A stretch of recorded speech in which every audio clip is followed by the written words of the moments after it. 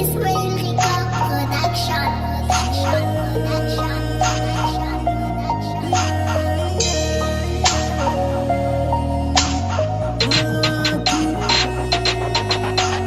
Sifulan androany tonga ian'ilay nandrasana atram'izany feno ny hafaliana tsy resy famitrakatra any anatiny akoviana zay ny anay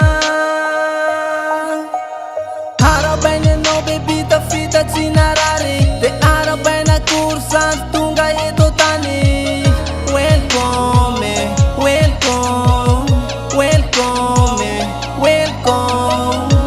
nataoko tamy sitrapo faza te anana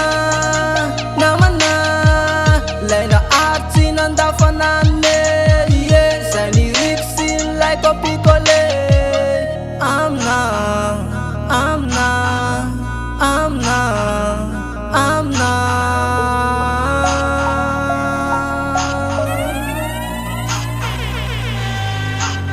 sotranao zaza nanome zaza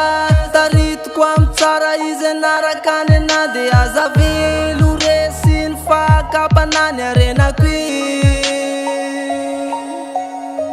kopikole amina kopikole amina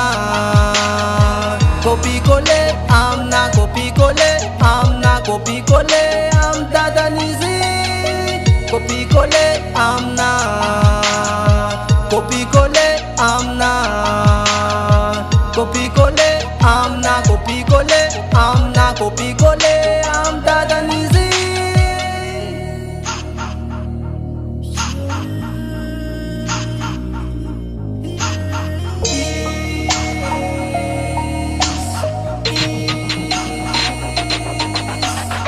Izlay arena valera sarobidi noho ny volavolamena tsy atakalo